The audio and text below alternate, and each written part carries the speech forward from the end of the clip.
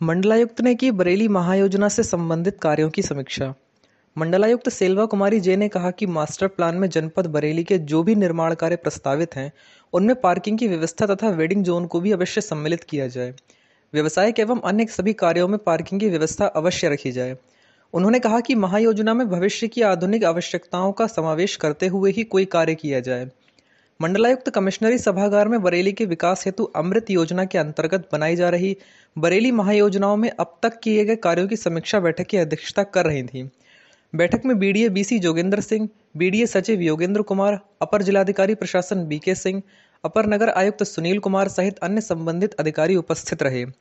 समीक्षा बैठक में महायोजना को बनाने वाले कंसल्टेंट द्वारा बरेली महायोजना के प्रस्तावित कार्यों का प्रस्तुतिकरण के माध्यम से विस्तृत रूप से अधिकारियों को अवगत कराया गया। मंडलायुक्त सेल्वा कुमारी जे ने कहा कि मास्टर प्लान में किसी भी प्राकृतिक संसाधन को खत्म न किया जाए। उन्होंने कहा कि जहां जहां पर रोड कच्चे हैं उनको भी मास्टर प्लान में सम्मिलित किया जाए। उन्होंने कहा कि मास्टर प्लान में राजस्व प्लान भी सम्मिलित कर लिया जाए। उन्होंने कहा कि बड़ा बाईपास के साथ साथ सभी सड़कों का विकास किया जाए। बरेली के मास्टर प्लान की प्रगति पर संतोष जताते हुए बरेली शहर में पार्किंग समस्या के समाधान तथा स्ट्रीट वेंडर्स के लिए वैकल्पिक व्यवस्था हेतु निर्देश दिए। उन्होंने कंसल्टेंट को भी भविष्य में मास्टर प्लान द्वारा शहर की जनता एवं प्राधिकरण को होने वाले फायदे के संबंध में एक्शन एवं रेवेन्यू प्लान बनाने के निर्देश दिए। जिलाधिकारी ने स्वच्छ भारत मिशन के अंतर्गत वितरण किया पुरस्कार। जिलाधिकारी शिवाकांत द्विवेदी ने अध्यापकों से कहा कि छात्र तथा छात्राओं को अच्छा ज्ञान देकर उनका भविष्य उज्जवल बनाने में सबसे बड़ा योगदान रहता है। उन्होंने कहा कि छात्र छात्राओं को शिक्षा के साथ साथ उनके दैनिक कार्यों को भी अच्छे से समझाया जाए। उन्होंने कहा कि स्वच्छ भारत मिशन का उद्देश्य है कि हर घर में विद्यालयों में साफ सफाई बनाए रखना और छात्र छात्राओं को स्वच्छता के प्रति जागरूक किया जाए। जिलाधिकारी ने कलेक्ट्रेट सभागार में स्वच्छ विद्यालय पुरस्कार 2021-2022 जनपद स्तरीय सम्मान समारोह कार्यक्रम की अध्यक्षता कर रहे थे। इस अवसर पर जिला बेसिक शिक्षा अधिकारी विनय कुमार, जिला प्रोबेशन अधिकारी नीता अहिरवार, खंड शिक्षा अधिकारी, ग्राम प्रधान, सचिव, अध्यापक अध्यापिका सहित अन्य अधिकारीगण उपस्थित रहे। इस अवसर पर जिलाधिकारी शिवाकांत द्विवेदी ने स्वच्छ भारत मिशन के अंतर्गत 6 श्रेणियों पीने का पानी की शुद्धता, शौचालय का प्रयोग और उनकी महत्ता, हैंड वॉश साबुन से हाथ धोने वाले पानी का प्रयोग करने, व्यवहार के प्रति बच्चों में परिवर्तन लाना, रख रखाव, साफ सफाई तथा कोविड-19 से बचाव आदि कार्यों में उत्कृष्ट कार्य करने वालों को पुरस्कार दिया गया, जिसमें स्वच्छ भारत मिशन के अंतर्गत 38 विद्यालय, ऑपरेशन कायाकल्प के अंतर्गत 5 शिक्षकों, 5 ग्राम प्रधान, 5 सचिव, जिला पंचायत राज अधिकारी, 2 खंड शिक्षा अधिकारी तथा जिला समन्वयक निर्माण समग्र शिक्षा आदि को पुरस्कार वितरण किया और सभी को बधाई भी दी। स्विमिंग पूल में डूबकर बच्चे की मौत। घर से कुछ ही दूरी पर स्थित स्विमिंग पूल में डूबकर एक बच्चे की मौत हो गई। पुलिस ने शव को पोस्टमार्टम के लिए भेजकर मामले की जांच शुरू कर दी है।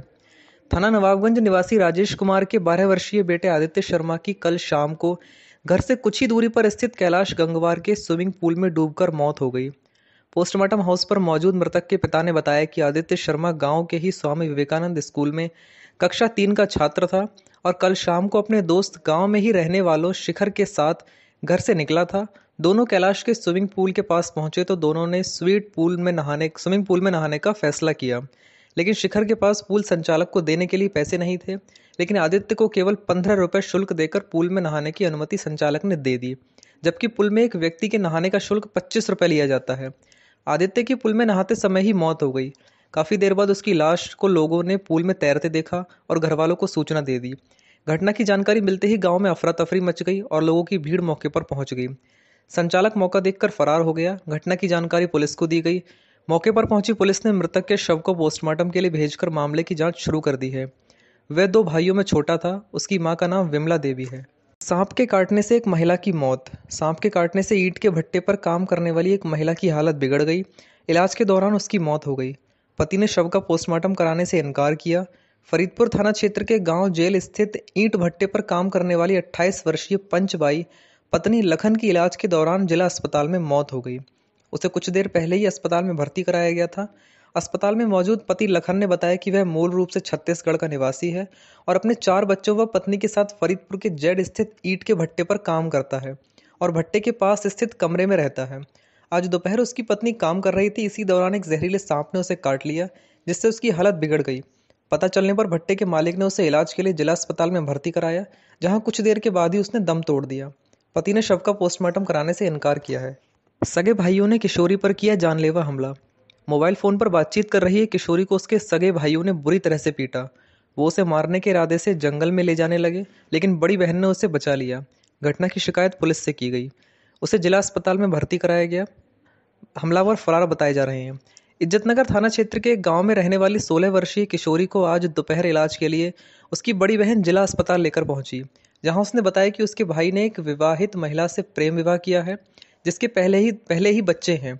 जिसने उसके भाई अपने माता पिता से अच्छे संबंध नहीं हैं और वह अपनी बहनों से भी नाराज रहता है।